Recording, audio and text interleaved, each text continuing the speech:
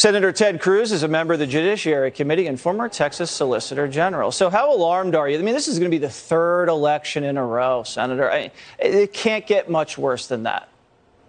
Well, unfortunately, we've seen the Department of Justice and the FBI and our intelligence agencies deeply politicized and deeply corrupted. I listened to your opening monologue, and I agree with you. It is a tragedy, and it is dangerous.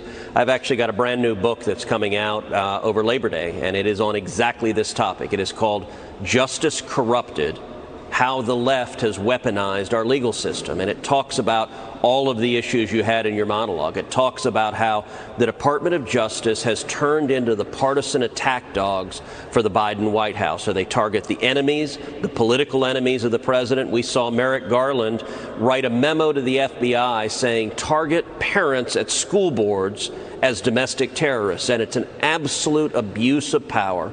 The fact that Merrick Garland is threatening to prosecute Donald Trump has everything to say about politics and nothing to say about the Department of Justice or rule of law. You rightly focused on Hunter Biden. I mean, this guy, how many films has he made of himself committing multiple felonies? I got to say, Jesse, if you put out a film with you with a pile of crack and prostitutes, somebody would come knocking on your door and they would prosecute you. But if Daddy lives at 1600 Pennsylvania Avenue, apparently the criminal laws do not apply, and it is deeply corrosive to our system of justice when DOJ and the FBI are treated as partisan arms rather than non-partial, apolitical enforcers of the law. And it's not just the crack and the hookers, it's the potential kickbacks from the communist Chinese, because we know the bank accounts between the son and the father were commingled. It's all out there. I mean, if we have it, the Department of Justice has it. They're just sitting on a mountain of evidence that the first family could be involved in an international pay-for-play scheme, a money laundering scheme. And then you look at Joe go so soft on the Chinese. Oh, but let's not send Nancy there right now. It could be too provocative. I'm not going to ask about fentanyl when I talk to Xi Jinping. I'm not going to talk about the lab leak. I'm not going to confront him about anything because, you know, maybe my family still wants to get paid after I leave office. It's staring us right in the face, Senator. When you guys take control, as we expect in the Senate, you got to blow these hearings up, because that's the only way we're going to get to the bottom of this entrenched corruption and cover-up. I absolutely agree. We need to see vigorous oversight.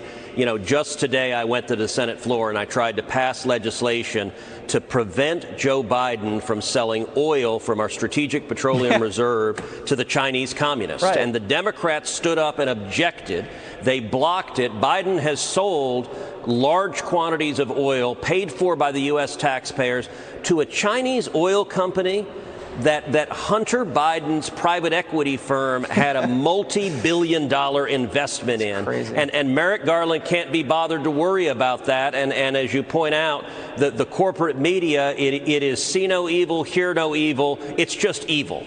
Yeah, Lester couldn't muster up enough courage to ask him about that. Well, I think we should expect that, though. You guys have a lot on your plate when you guys take the majority, because we gotta get things under control. We can't have another election rigged like last time. Absolutely. All right, Senator, thank you so much.